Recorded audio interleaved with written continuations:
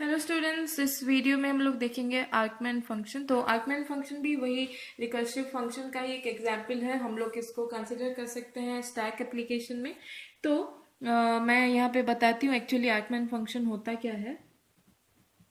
It is a function with two arguments, each of which can be assigned any non-negative integer. Okay, तो this is the definition. तो अगर हम लोग यहाँ पे फंक्शन लिखते हैं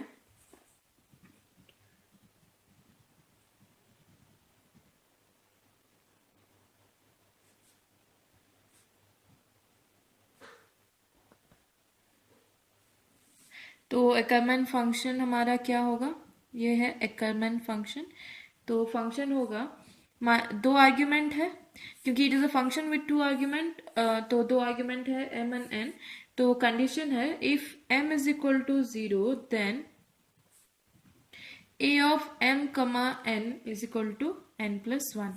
ठीक है, ये एक्चुअली कंडीशन पहले से दिया हुआ है। अगर m is not equal to 0 but n is equal to 0 तो इसका कंडीशन होगा a of m comma n is equal to a of m minus 1 minus 1। ठीक है, और थर्ड कंडीशन है if m and n both are not equal to 0 then a of m comma n is equal to a of m minus 1 comma a of m comma n minus 1।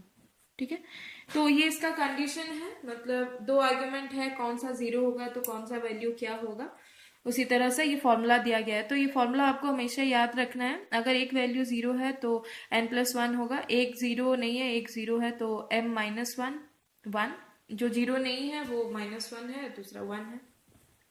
उसी तरह third वाला भी याद रखना है। तो हम लोग यहाँ पे एक एग्जाम्पल लेके देख सकते हैं कि ये कैसे सॉल्व होता है।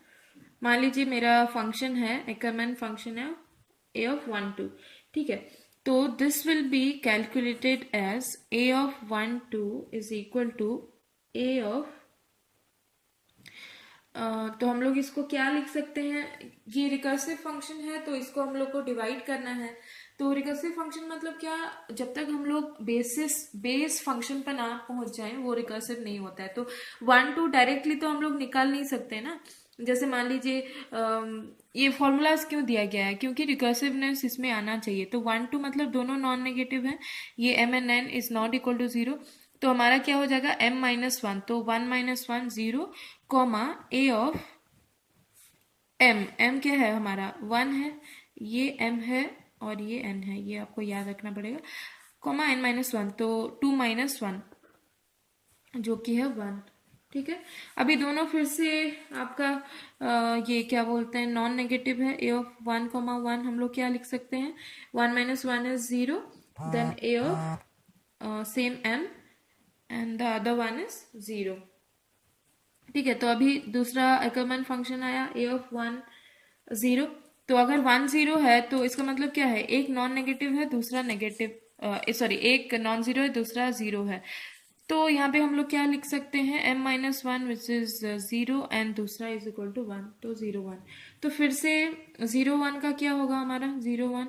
If m is equal to 0, हम लोग का m 0 मिला है तो a of m n equal to n plus 1। तो n इज यहाँ पे 1 है तो n प्लस 1 मतलब 1 प्लस 1 इक्वल टू 2। हमें मिल गया इसका आंसर 2।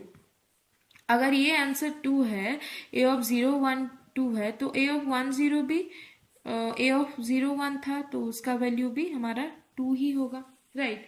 उसके बाद हम लोग चलते हैं a ऑफ 1 1 में। ये खत्म हो गया, ये खत्म हो गया। a ऑफ 1 1 में क्या है हमारा a of 0 comma a of 1 0। तो इसका मतलब a ऑफ 0 1 0 कितना है हमारा 2, तो इसका वैल्यू कितना होगा m 0 n 2 है तो n plus 1 which is equal to 3। ये भी खत्म हो गया। अब लास्ट में चलते हैं a ऑफ 1 2। तो 1 2 में क्या होगा a of 0 comma a of 1 1 था तो ए ऑफ 0 3, तो 3 + 1 कितना है 4, तो हमारा आंसर आ गया 4। तो यही होगा हमारा आंसर।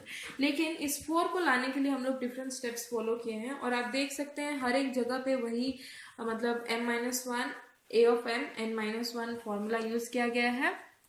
और जब तक m वैल्यू 0 ना आ जाए हम लोग वैल्यू कैलकुलेट नहीं कर सकते, लेकिन यहाँ पे कैलकुलेट हो गया है, इसीलिए उसी वैल्यू को यूज करते करते बाकी सारा में रिप्लेस किए हैं, क्योंकि हर जगह आप देख सकते हैं m के वैल्यू पे 0 है।